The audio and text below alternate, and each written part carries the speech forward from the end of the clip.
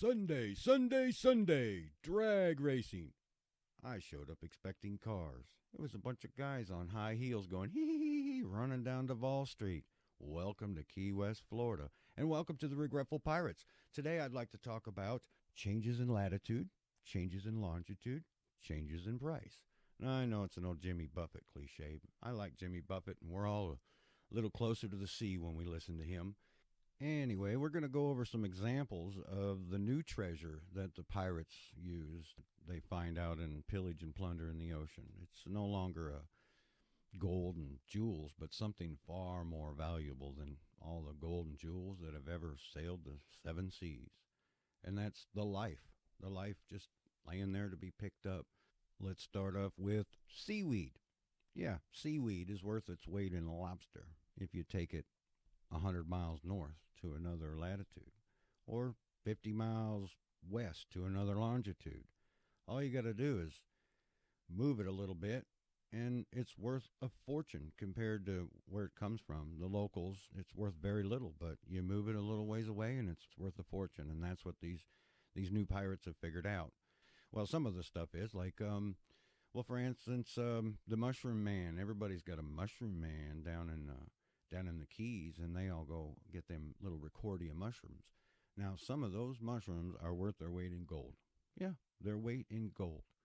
People will pay unbelievable money just for one silly little mushroom that has a specific pretty little color or whatever. It just doesn't matter. People will just pay unbelievable prices for this stuff up north from down south. Another example would be the Nassau snails and blue-legged hermit crabs. Now, they can be found by the thousands and the millions. I mean, they're just piles of them if you find them at the right time. But even on a normal day, you can still go get plenty of them. And they're worth basically $1 a piece. And that's $100 a shot glass full. And, I mean, think about that. You pick up, like I say, a snail is a snail in Tampa Bay, but it's worth $1 100 miles away.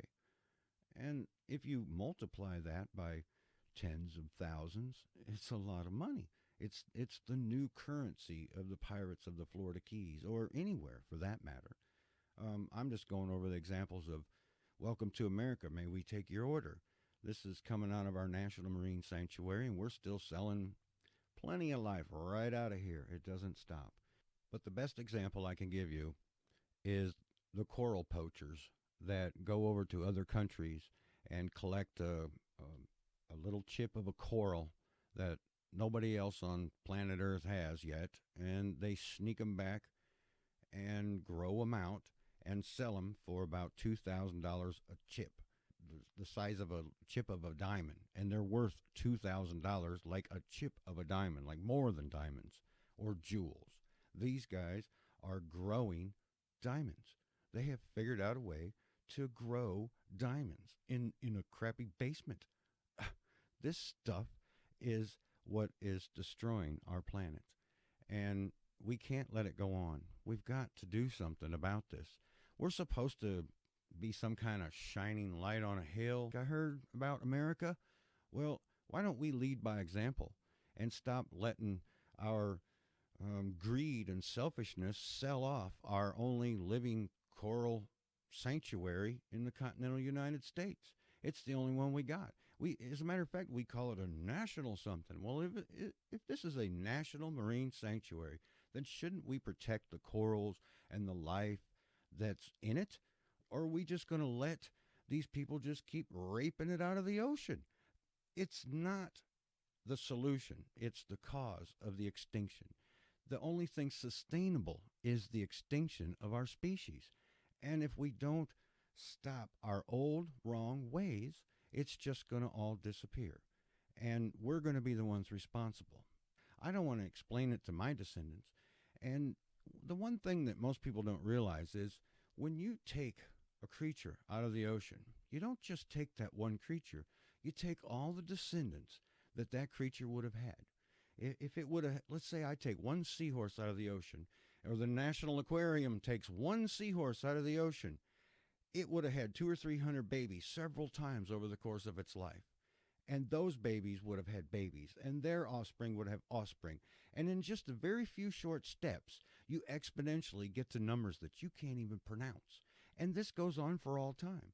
So what it's really doing is it's like you're stealing it from the future. You're taking what belongs to our descendants and theirs, and you're putting it on display for the price of a buck, and it's worth nothing actually to the rest of us, only to you.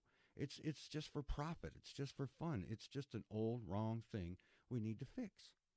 We need to stop the needless taking of life, not the stuff we have to eat. There are certain types of things that are in big giant shoals that reproduce like crazy, and they're truly sustainable, and we should eat those. But to take an animal and to put it on display for fun and profit has no value whatsoever. It doesn't teach us anything. All it does is destroy the very life that they claim to love, that they want us to love. And they use the love that we have for these creatures. Everybody loves to look at these little cool creatures and is like, oh, ain't they so cute? And that's what they use to lure you in and teach you some fake conservation or whatever they like to claim that it is, when in truth, they're exploiting animals for profit and fun. That's all it really is. And we should not teach this same old stuff to our children. We need to teach them a new, better way to live in harmony with nature. We can still watch documentaries and see them out in the wild and help them where need be. Maybe we can even drain these aquariums and repurpose them to actually grow something to put back out into the wild. Now that would be true conservation if they would add to the environment instead of the decades-long taking that they've been doing for fun and money. It needs changed. We need a sea change in this nonsense that's been going on for many, many years. And I would like to ask your help. I would like you to spread the word, tell a friend, pass it on. Watch the aquarium and see if you can pick out the little lies and the little puff pieces that they're putting in and how they do the conservation by association. They don't really do any conservation. They go and they talk with somebody that really is doing conservation, but they're not. They're just killing life for money. And as soon as we expose this for what it really is, the sooner we can change it and make it better for them and us. And I'd like to just please ask you once again, I know this is a lot to take in, and it ain't perfect, and I'm working on it, and I'm trying to get it better. I'm just an old regretful pirate trying to tell my story and fix a little wrongs and make a little right by teaching from my mistakes and what I've seen. And I need to know what you've seen too. I'm not the only whistleblower out here. I know there's a bunch more of you out there. I know there's many people that have worked at these places that have seen what's really going on behind the magic curtain and what is put out to the public to deceive and what is really going on behind the scenes. They think they're promoting themselves by bragging about all these things that they do. They work on all these creatures with all this stuff. Well, you know what? If you weren't making them sick, they wouldn't need all that stuff. Put them back in the wild where they're safe from you guys. Because a lot of these aquariums, I'm getting emails from them. They say, we don't know what we're going to do without our $28,000 in ticket sales every day. We need your donation. Donate here, donate there, donate everywhere to another cause of killing animals for money. Stop supporting aquariums, pet stores, and zoos. They're not what they appear to be. They're the cause, not the cure. And let everybody know, please. And I'd also like to give out a quick shout out to Uncle Bob in Key West. And I'm sure he's still looking for the beach, my friend.